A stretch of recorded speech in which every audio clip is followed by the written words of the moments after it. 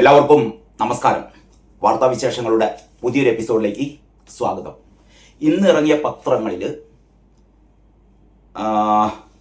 മികച്ച പത്രമായി എനിക്ക് തോന്നിയത് മലയാള മനോരമയാണ് കേട്ടോ. മലയാള മനോരമ ശരിക്കും കിടുക്കി എന്ന് തന്നെ പറയണം. അതായത് കണ്ടില്ലേ, മലയാള മനോരമയുടെ ഒന്നാം പേജ്. ഫുട്ബോളിലെ രണ്ട് സാമ്രാജ്യങ്ങൾ, ലയണൽ മെസ്സിയും ക്രിസ്ത്യാനോ റൊണാൾഡോയും. പിൻഗാമികൾക്കായി ഇവർ പുതിയ കാലത്തിന്റെ വാതിൽ തുറക്കുമ്പോൾ എന്നാണ് പറയുന്നത്. World inside, feel the football. അതായത് ലോകകപ്പ് തുടങ്ങുകയാണ് ഇന്ന് അർദ്ധരാത്രി മുതൽ. ഇന്ന് അർദ്ധരാത്രി അല്ലെങ്കിൽ നാളെ പുലർച്ചെ എന്ന് പറയാം, 12:20 12 മണിക്ക് ശേഷം ലോകകപ്പ് ഫുട്ബോൾ മത്സരം തുടങ്ങുകയാണ്. അടുത്തൊരു മാസം എന്ന് പറഞ്ഞാൽ ജൂലൈ 20 വരെ. July 20 final. അപ്പോൾ ഇത് സംബന്ധിച്ച് യഥാർത്ഥ ഈ ലോകകപ്പിന്റെ മുഴുവൻ ആവേശവും വായനക്കാരിലേക്ക് ത്രസിപ്പിക്കുന്ന അവതരണമാണ് മനോരമ ഈ പേജിലൂടെ. ഈ പേജ് ഇങ്ങനെ വാതിൽ തുറക്കുകയാണ്. വാതിൽ ഇങ്ങനെ തുറക്കുന്നു. ഈ ഭാഗത്തെ വാതിലും തുറന്നു. അപ്പോഴിതാ ലോകകപ്പിന്റെ വിശാലമായ സാമ്രാജ്യത്തിലേക്ക് മലയാള മനോരമ അതിന്റെ വാതായനങ്ങൾ തുറക്കുകയാണ്. എന്നെ ഏറ്റവും അധികം ആകർഷിച്ചത് എന്താണെന്ന് പറയും, ഇതിന്റെ മെയിൻ സ്റ്റോറി കാൽപന്തോളം, അങ്ങനെയാ പറയുന്നത്. കാൽപന്തോളം എന്ന് പറയുന്ന മെയിൻ സ്റ്റോറി. ആ മെയിൻ സ്റ്റോറിയുടെ അവതരണം ഉണ്ടല്ലോ, ഒരു ഒന്നൊന്നര അവതരണമാണ് കേട്ടോ. ആരാണ്? എസ് പി ശരത്തിന്റെ ഇത് യഥാർത്ഥത്തിൽ ഇങ്ങനെ കയ്യിലൊന്നും പിടിച്ച് വായിക്കാൻ പറ്റില്ല. ഇതിങ്ങനെ കിടക്കയിലൊക്കെ കിടന്നിട്ട് വളരെ വിശാലമായി നിവർത്തിപ്പിടിച്ചിട്ട് വേണം വായിക്കാൻ കേട്ടോ. ഏതായാലും ഈ കാൽപന്തോളം എന്ന് പറയുന്ന ഈ മെയിൻ സ്റ്റോറി ഇങ്ങനെയാണ്. ഇ സി ജിയിൽ പതിയാതെ ഹൃദയതാളം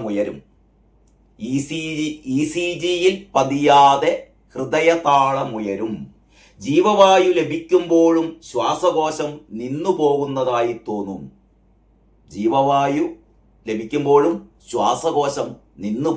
തോന്നും. പക്ഷാഘാതമുണ്ടാകാതെ തന്നെ കൈകാലുകൾ നിശ്ചലമാകും. പൾസ് നിലക്കില്ല എങ്കിലും നെഞ്ച് വിലങ്ങും. പക്ഷേ നെഞ്ച് വിലങ്ങും. ഫിഫ ലോകകപ്പ് ഫുട്ബോളിൽ ഇന്ന് അർദ്ധരാത്രി, അതായത് വെള്ളിയാഴ്ച പുലർച്ചെ 12:30 മെക്സിക്കോ സിറ്റിയിലെ അസ്ട്രക സ്റ്റേഡിയത്തിൽ കിക്ക് ഓഫ്.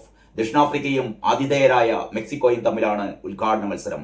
കളിയാവേശം മാത്രമല്ല ഇത്തവണത്തെ ലോകകപ്പിനെ വൈകാരികമാക്കുന്നത് എന്ന് പറഞ്ഞാൽ ഈ ഫുട്ബോൾ പ്രേമികൾ മുഴുവൻ അവരുടെ ഹൃദയത്തിൽ സൂക്ഷിച്ച കാലങ്ങളായി, അല്ലെങ്കിൽ ഒരുപാട് കാലങ്ങളായി മനസ്സിൽ സൂക്ഷിച്ച അവരുടെ ഇഷ്ടതാരങ്ങൾ, അവരുടെ അവസാന മത്സരമാണ് എന്ന് പറഞ്ഞാൽ അവർ ഈ ഫുട്ബോൾ മത്സരങ്ങൾ, ഈ ലോകകപ്പിൽ നിന്ന് പിൻവാങ്ങുകയാണ്.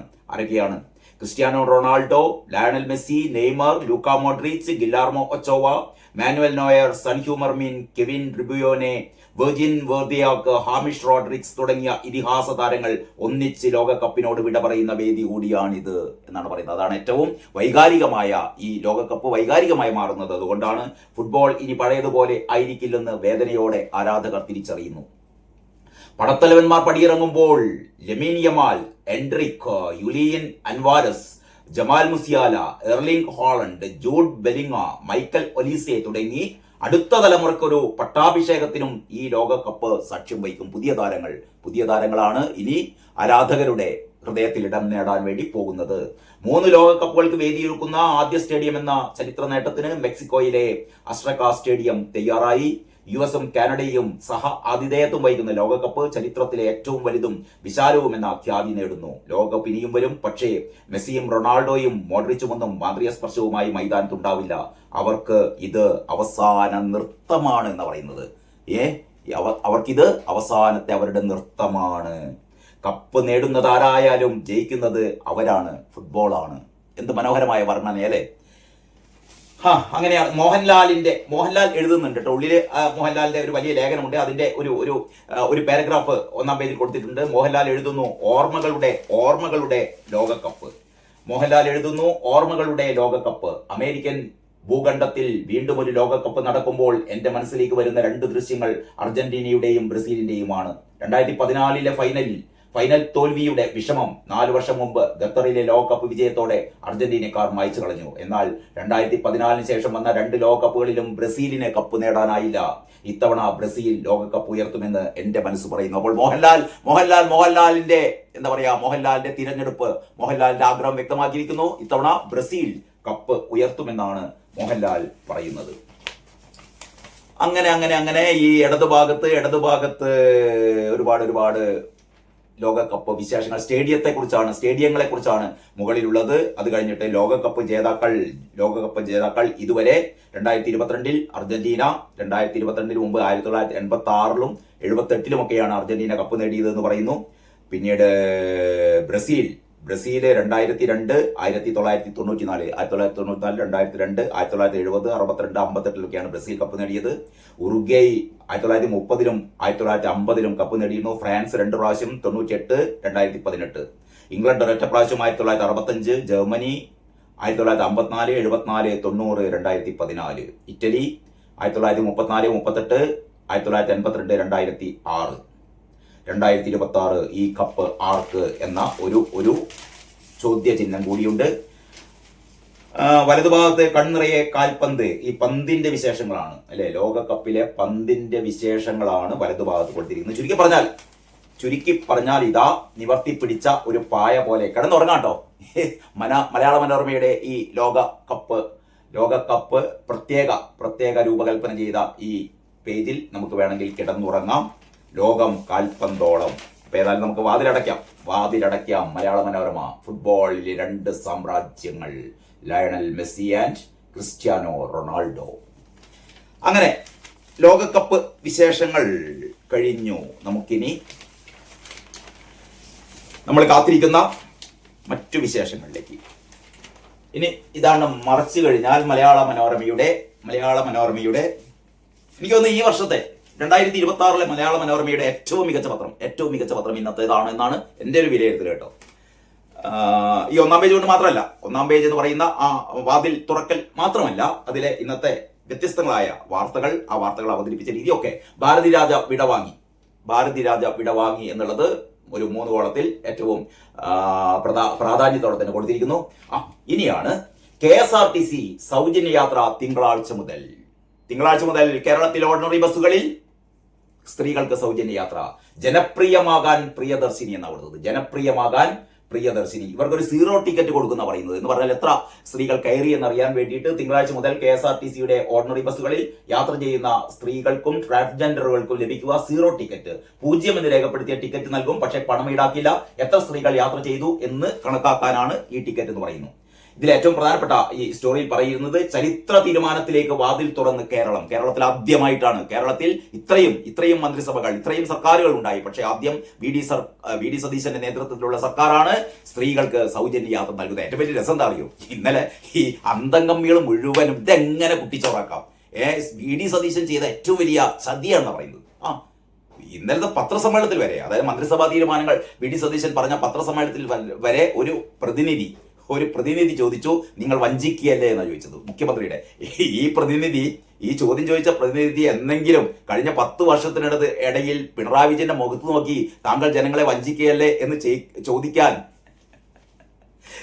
ചോദിക്കുന്ന കാര്യം പോലും ആലോചിക്കാൻ പേടിച്ചിരുന്ന ആ പത്ര ലേഖകൻ. ചിലർ പറയുന്നത് ഈ പത്ര റിപ്പോർട്ടർ നേരത്തെ എഴുതി കൊടുത്ത ചില ചോദ്യങ്ങൾക്കാണ് പിണറായി വിജയൻ മുഖ്യമന്ത്രിയായിരുന്ന കാലത്ത് അദ്ദേഹം മറുപടി പറഞ്ഞിരുന്നത്. അങ്ങനെ ഒരു അഡ്ജസ്റ്റ്മെന്റ് ലേഖകനായിരുന്നു ഇയാള്. നമ്മുടെ വി ഡി സതീശന്റെ മുഖത്ത് നോക്കി ചോദിച്ചു, താങ്കൾ വഞ്ചിക്കുകയായിരുന്നില്ലേ? കാരണം KSRTC ബസ്സിൽ സൗജന്യ യാത്ര അനുവദിക്കുമെന്നായിരുന്നു ഇവർ പറഞ്ഞത്, ഇന്ദിരാ ഗ്യാരണ്ടിയിൽ ആദ്യത്തെ കാര്യം. അപ്പം ഈ അന്തംകമ്മികൾ മുഴുവൻ പറയുന്നത് എല്ലാ KSRTC ബസ്സിലും, സൂപ്പർ ഫാസ്റ്റിലും, എല്ലാ തരത്തിലുള്ള KSRTC ബസ്സുകളിലും സൗജന്യം കൊടുക്കണം, ഓർഡിനറി കൊടുത്താൽ പോരാ. അപ്പൊ ഇവരുടെ വർത്താനം കേട്ടായിരിക്കും പിണറായി വിജയൻ കഴിഞ്ഞ 10 വർഷമായിട്ട് എല്ലാ KSRTC ബസ്സിലും സ്ത്രീകൾക്ക് സൗജന്യം കൊടുത്തിരുന്നു. വി ഡി സതീശൻ വന്നോട് കൂടിയിട്ട് അത് ഓർഡിനറിയിൽ മാത്രമാക്കി എന്നാണ് ഇവരുടെ വാദം കേട്ടാ വിചാരിക്കുക. ഇന്നലെ റിപ്പോർട്ടർ TV ഒക്കെ കാണുമ്പോൾ മൊട്ടാരുന്റെ വാദം എന്താണെന്നറിയോ? ഭയങ്കര വിവേചനം. എന്ത് വിവേചനമാണിത്? കാരണം തിരുവനന്തപുരത്തും കൊല്ലത്തും മാത്രമാണ് ഓർഡിനറി KSRTCയുടെ ഓർഡിനറി ബസ്സുകൾ കൂടുതലുള്ളത്. നമ്മുടെ ഈ വടക്കൻ സംസ്ഥാനങ്ങളിൽ ഇല്ല. എന്ത് ക്രൂരതയാണ് VD സതീശൻ ചെയ്തത്? ജനങ്ങളെ രണ്ട് തട്ടിലാക്കി. തിരുവനന്തപുരത്തെയും കൊല്ലത്തെയും ജനങ്ങൾക്ക് ഈ ഇത്തരത്തിലുള്ള സൗജന്യം മലപ്പുറത്തില്ല, കോഴിക്കോടില്ല, കണ്ണൂരിലില്ല, കാസർഗോഡില്ല. VD സതീശൻ വഞ്ചകൻ, ചതിയൻ. മുട്ടയുടെ ആവേശം. എടോ, മലബാറിലെ ഓർഡിനറി ബസ്സുകൾ കുറഞ്ഞത് സതീശന്റെ കുറ്റാണോ? സതീശൻ ആദ്യമായിട്ടാണ് കേരളത്തിലെ മുഖ്യമന്ത്രിയാവുന്നത്. കഴിഞ്ഞ 10 വർഷം ഭരിച്ച ഈ മൊട്ട അത് പറഞ്ഞില്ല. കഴിഞ്ഞ 10 വർഷം ഭരിച്ച പിണറായി സർക്കാരെ കേന്ദ്രം അനുവദിച്ച ഒരുപാട് ഇലക്ട്രിക് ബസ്സുകൾ വേണ്ടാതെ വെച്ചു. കേന്ദ്രത്തിന്റെ ബസ്സൊന്നും വേണ്ടോ എന്നാ പറഞ്ഞത്. ഡീസൽ വരെ അടിക്കണ്ട, കേന്ദ്രത്തിന്റെ ബസ് കൊടുത്തിട്ട് വേണ്ടാന്ന് പറഞ്ഞ മണഗുണാഞ്ചന്മാരാണ് ഈ പറയുന്ന 10 വർഷം ഭരിച്ചത്. അത് മൊട്ടക്കില്ല. ഈ മലബാർ മേഖലയിൽ എന്തുകൊണ്ട് ഓർഡിനറി ബസ്സുകൾ അനുവദിച്ചില്ല എന്ന് അപ്പോഴല്ലോട് ചോദിക്കേണ്ടത് മൊട്ടെ. എന്നിട്ട് സ്മൃതി പരുത്തിക്കാടും മാധുവും അവര് വളരെ കൃത്യമായി ഈ കാര്യങ്ങൾ പറഞ്ഞു. ഇതൊരു സ്ത്രീ ശാക്തീകരണത്തിന്റെ ഭാഗമാണ്. മാധു വളരെ കൃത്യമായി പറഞ്ഞു, ഇത് കാലാകാലത്തേക്ക് ഓർഡിനറി ബസ്സുകളിൽ മാത്രം എന്നല്ല പറഞ്ഞത്. ഇതൊരു ആദ്യഘട്ടം എന്നുള്ള രീതിയിൽ ഈ ഓർഡിനറി ബസ്സുകളിൽ ഇത്തരത്തിലുള്ള സൗജന്യം അനുവദിക്കാം. അത് കഴിഞ്ഞിട്ട് പഠിച്ചിട്ട് മറ്റു ബസ്സുകളിലേക്ക് അത് വ്യാപിപ്പിക്കുന്ന രീതിയിലാണ് മൊട്ടക്ക് അതൊന്നും പോരാ. മൊട്ടക്ക് അതിൻ്റെ അടുക്ക് മറ്റേ മരംവെട്ട് കള്ളനുണ്ടല്ലോ, മരംകൊള്ളക്കാരൻ മുതലാളി ഉളുപ്പില്ലാതെ ഇയാള് വിഡ്ഢിത്തങ്ങൾ പറയാൻ വേണ്ടിയിട്ട് ഉള്ള ഒരു സാധനം ഉണ്ട്. പത്രലേഖകർക്ക് അല്ലെങ്കിൽ പത്രപ്രവർത്തകർക്ക് മുഴുവൻ അപമാനകരമായി ഈ പറയുന്ന കാട്ടുകള്ളൻ മരംകൊത്തി ഇയാളെപ്പോലെ ഇരുന്നിട്ട് കോട്ടും സൂട്ടൊക്കെ ഇട്ടിരുന്നിട്ട് ഇയാളിങ്ങനെ തടസ്സപ്പെടുത്തുന്നുണ്ട്. ഇയാൾക്ക് ഒന്നുമല്ല പ്രശ്നം, ഇയാൾ പറയുന്നതാണ് ഇയാൾക്ക് പിന്നെ അറിയില്ല. എന്നിട്ട് ഇയാളുടെ വർത്താനം കേട്ടിട്ട് മാധുവും സ്മൃതിയും എന്താ പറയുക, ഇവർക്ക് ചിരി അടക്കാൻ പറ്റുന്നില്ല. ഈ മണികുടാഞ്ചന്റെ വർത്താനം കേട്ടിട്ട് വളരെ രസകരമാണ് കേട്ടോ. നിങ്ങൾ പറ്റെങ്കിൽ റിപ്പോർട്ടർ TV കാണണം. എന്ന് പറഞ്ഞാൽ ഈ ഭാഗത്ത് സ്മൃതി പരുത്തിക്കാടും മാധു ഇരുന്നിട്ട് ഈ പറയുന്ന മുതലാളി, അവരുടെ മുതലാളിയാണ്, ശമ്പളം തരുന്ന ആളാണ്. പക്ഷെ എന്ത് ചെയ്യാൻ, വിവരം എന്ന് പറയുന്നത് അടുത്തുകൂടെ പോയിട്ടില്ല. ഇതാ ഈ പിണറായി വിജയന്റെ ആസനം കഴുകി ആ കേസ് മരം മുറിച്ച് കോടികൾ കടത്തിയ ആ കേസ് ഇപ്പോൾ രണ്ടാമത് പൊന്തി വരും. അപ്പൊ ഏതായാലും അയാളെ മുഴുവനും സൂചിപ്പിച്ചിരിക്കുകയാണ് മൊട്ടക്കൊറ്റ കാര്യം മാത്രമേ ഉള്ളൂ എന്ന് പറഞ്ഞാൽ CPM-നെതിരെ ഒന്നും പറയാൻ പാടില്ല. CPM-നെതിരെ, പിണറായിക്കെതിരെ ഒന്നും പറയാൻ പാടില്ല എന്നുള്ളതാണ് മൊട്ടയുടെ ഒരു സ്റ്റാൻഡ്. അപ്പൊ മൊട്ട പറയുന്നത് ഇത് വലിയ ചതിയായി പോയി, വഞ്ചനയായി പോയി. അവിടുത്തെ ഒരുപാട് സ്ത്രീകൾക്ക് പറ്റും. ഇവിടുത്തെ സ്ത്രീകൾക്ക് പിന്നെ എന്താ പറയുക, ഇവിടുത്തെ സ്ത്രീകളോട് വിവേചനം കാണിച്ചു, മലബാറുള്ള സ്ത്രീകളോട് വിവേചനം കാണിച്ചു. അതാണ് മൊട്ടയുടെ ഒരു സ്റ്റാൻഡ് കേട്ടോ. മറ്റേ ഈ മരംകൊത്തി പറയുന്നത് എന്താന്ന് വെച്ചാല് ഈ സ്വകാര്യ ബസ്സുകാർ എന്ത് ചെയ്യും? ഇവന്റെ വിചാരം എന്ന് പറഞ്ഞാൽ ഈ കേരളത്തിലെ സ്ത്രീകൾ മുഴുവൻ ഈ സ്വകാര്യ ബസ് കയറില്ല എല്ലാരും. KSRTCയില് ഓർഡിനറി ബസ്സുകൾ ഉള്ള സമയത്തല്ലേ കയറുള്ളൂ. ഒരു ബസ്സിൽ ഇത്ര ആൾക്കാരെ കൊള്ളില്ലുള്ളൂ. ഉള്ള സ്ത്രീകൾ മുഴുവനും ഈ പറയുന്ന ഓർഡിനറി ബസ് കയറി പോവുക ചെയ്യുക. ഇവന്റെ വർത്താനം കണ്ടയായിരിക്കും. ഇതോടുകൂടി ഇനി അതാ പറയുന്നത്, അതായത് കേരളത്തിലെ സ്വകാര്യ ബസ് വ്യവസായത്തെ സതീശൻ തകർത്തു. ക്ഷീരമുള്ളോർ അകിടിൻ ചുവട്ടിലും കൊതുകിന് പ്രിയം എന്ന് തന്നെ, ചോര തന്നെ. അപ്പൊ ഈ ചോര കുടിക്കാൻ വേണ്ടി കാത്തു നിൽക്കുന്ന മരംവെട്ട് കള്ളൻ മുതലാളി, പിന്നെ മറ്റേ ആള് അതിന് എന്താ പറയാ എണ്ണ തേപ്പിക്കുന്ന മറ്റേ മൊട്ട അരുണും. അപ്പൊ ഇവര് രണ്ടു കൂട്ടരുടെയും എന്താ പറയാ ആഭാസ നൃത്തമായിരുന്നു ഇന്നലെ റിപ്പോർട്ടർ ചാനൽ ഉണ്ടായിരുന്നത്. രസകരമായിരുന്നു കാണാൻ കേട്ടോ. നമ്മളൊരു കോമഡി ഷോ ഒക്കെ കാണുന്ന പോലെ അതിനേക്കാൾ രസകരമായിരുന്നു. മാധുവിന്റെ പുച്ഛരസത്തിലുള്ള ചിരി. മാധുവിനെ സംസാരിക്കാൻ അനുവദിച്ചില്ല. മാധു പറഞ്ഞു ഞാൻ പറയുന്നില്ല എന്നൊക്കെ പറഞ്ഞ് മാധുവിന്റെ രോഷപ്രകടനങ്ങൾ, സ്മൃതി പരുത്തിക്കാടിന്റെ ചിരി വളരെ രസകരമായിരുന്നു. ഏതാ ഞാൻ പെട്ടെന്ന് ഓർമ്മിച്ചു പോയതാണ്. അപ്പം ഇത് നമ്മുടെ സോഷ്യൽ മീഡിയയിലൊക്കെ CPM-ന്റെ അടിമക്കൂട്ടങ്ങൾ പറയുന്നത് VD സതീശൻ വഞ്ചിച്ചു. അതായത് കേരളത്തിലെ ഈ ഓർഡിനറി ബസ്സുകളിൽ സ്ത്രീകൾക്ക് സൗജന്യം അനുവദിച്ചു എന്ന് പറയുന്ന ചരിത്രപരമായ തീരുമാനം. ഇതാകെ എനിക്ക് തോന്നുന്നു 9 സംസ്ഥാനങ്ങളാണ്, രാജ്യത്തെ 9 സംസ്ഥാനങ്ങളാണ് ഇതിനു മുമ്പ് ഇത്തരത്തിലുള്ള ഒരു സൗജന്യം അനുവദിച്ചത്. ഏതാണ്ട് അവിടെയും ഇങ്ങനെയൊക്കെ തന്നെയാണ്. ഓർഡിനറി എല്ലാ ബസ്സുകളിലും അനുവദിച്ചിട്ടില്ല. അത് നടക്കുന്ന കാര്യമില്ല. എല്ലാ ബസ്സുകളിലും സൗജന്യം അനുവദിക്കാൻ പറ്റില്ല എന്ന് എല്ലാവർക്കും, പ്രത്യേകിച്ചും KSRTC നഷ്ടത്തിലാണ്. അപ്പൊ അതുകൊണ്ട് പ്രത്യേകിച്ച് ആദ്യഘട്ടത്തിൽ തന്നെ എല്ലാ ബസ്സിലും സൗജന്യം അനുവദിക്കാൻ പറ്റുമോ? ഇതിനൊക്കെ ഒരു എന്താ പറയാ, ഇതിനൊക്കെ ഒരു കണക്കും കാര്യങ്ങളൊക്കെ വേണ്ടേ? അപ്പൊ ഞാൻ പറഞ്ഞോണ്ട് വന്നത് ഇതാ, അപ്പൊ ജനപ്രിയമാകാൻ പ്രിയദർശിനി. ഇതിന്റെ വാർത്ത ഇങ്ങനെയാണ്.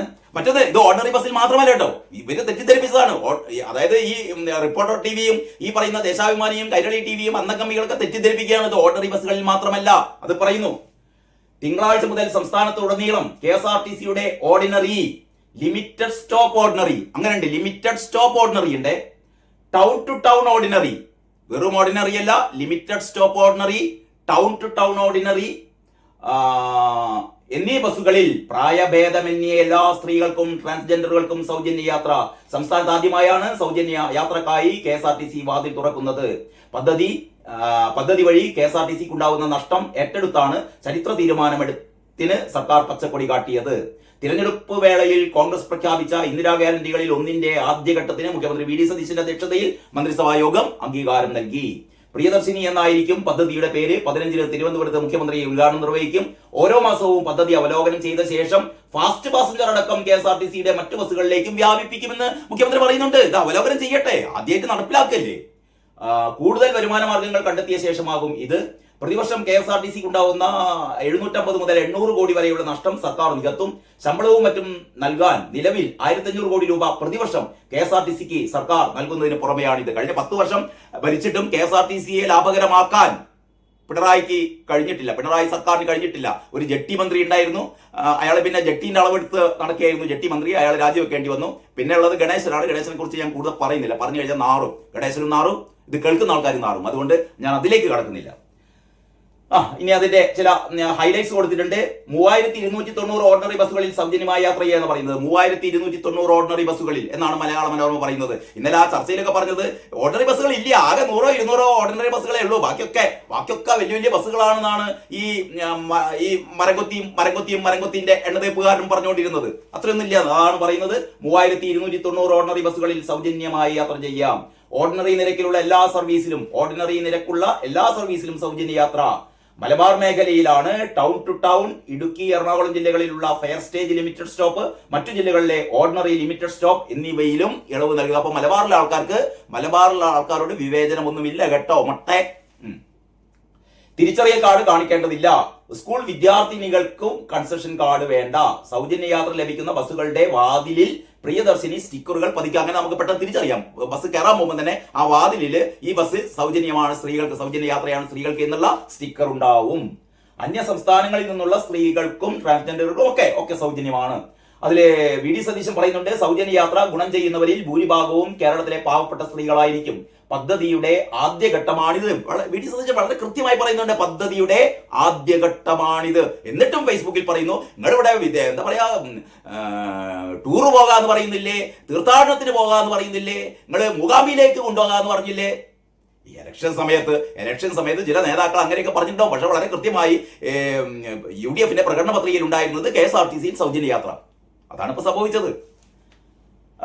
ആദ്യഘട്ടമാണിത്. സ്വതന്ത്രമായി വരുമാനം ഉണ്ടാക്കുന്ന തലത്തിലേക്ക് KSRTC ഉയർത്തും. CP ജോണാണ് ഗതാഗത മന്ത്രി. നേരത്തെ ഉള്ളതുപോലെ മണുകുണാഞ്ചം മന്ത്രിമാരല്ല കേട്ടോ. ഇന്ത്യയിലെ ആദ്യ കമ്മ്യൂണിസ്റ്റ് മുഖ്യമന്ത്രി,